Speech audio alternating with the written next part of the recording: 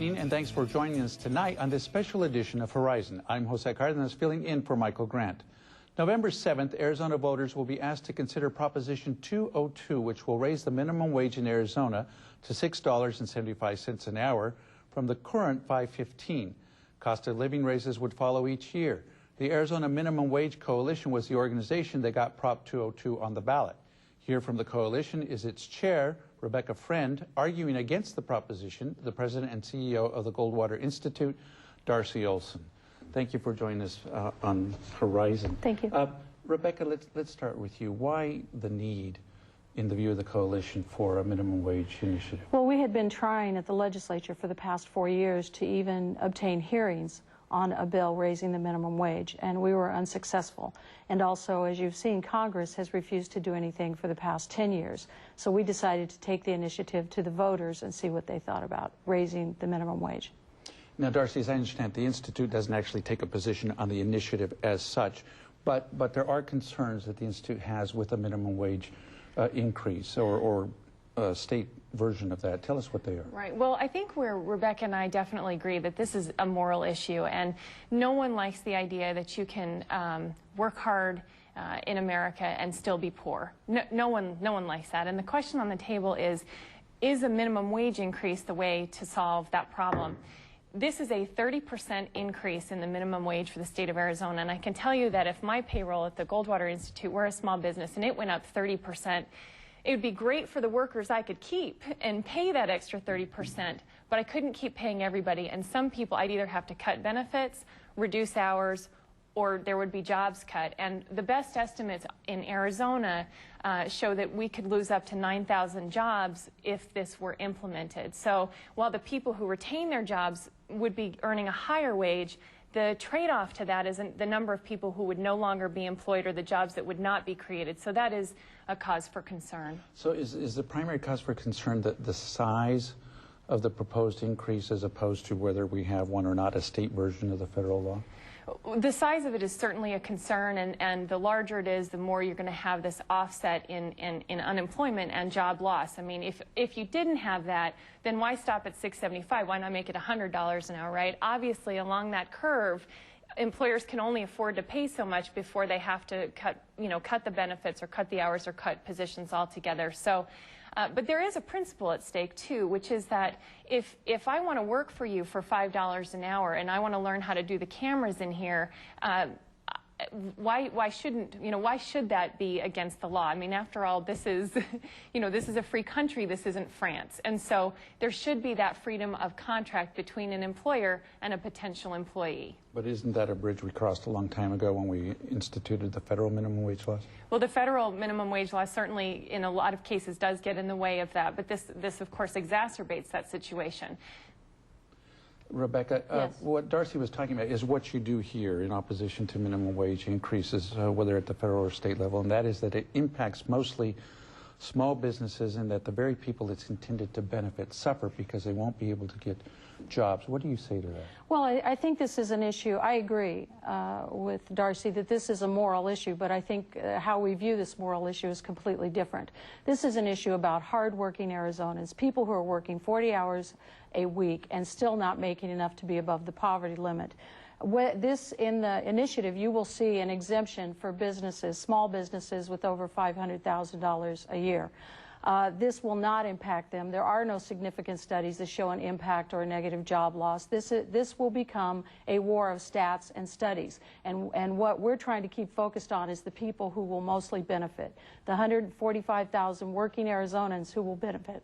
Tell me again who the exemption's for. I'm sorry, Darcy. The exemption is for businesses with over $500,000 a year in gross revenues, or under. Under. I'm sorry, yes. Okay.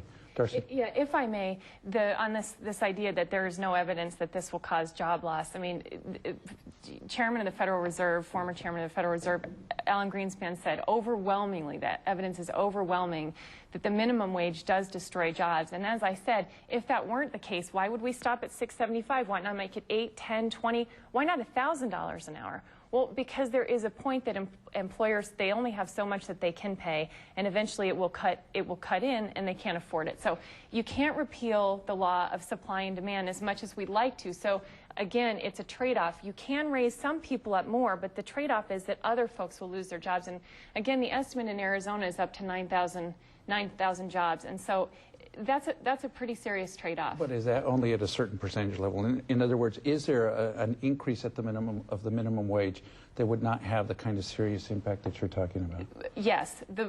If it were much lower, the estimates, the best estimates, and the most recent coming out of the Cleveland Fed, the consensus estimate is that for every 10% increase, you're going to have a 1% to 2% loss in jobs. So right now, this is a 30% increase, so you're looking at a 3% to 6% job loss. That's expected. You never know, but there's a good chance of that. As we said, I mean, what if your payroll here went up 30%? Something's got to give. It assumes that there's a profit margin in these companies of that much, and most companies just simply don't operate with those kinds of profit margins. There's a recent New York Times article that suggests that there's been just a phenomenal increase in profits generally among business, and yet nothing comparable by way of increase in real wages. Well, it's interesting that you'd say that I think there are a number of ways to look at this, and one of the most interesting components of that when you tie it to the minimum wage issue is that in Arizona, a lot of employers that traditionally paid the minimum wage, places like Burger King and Wendy's was my first job in high school at $3.15 an hour, sorry, $3.35 at the time, is that they actually have to pay higher than the minimum wage because they can't attract workers because the economy is doing so well. So a lot of these places you think of as paying the minimum wage are actually paying more.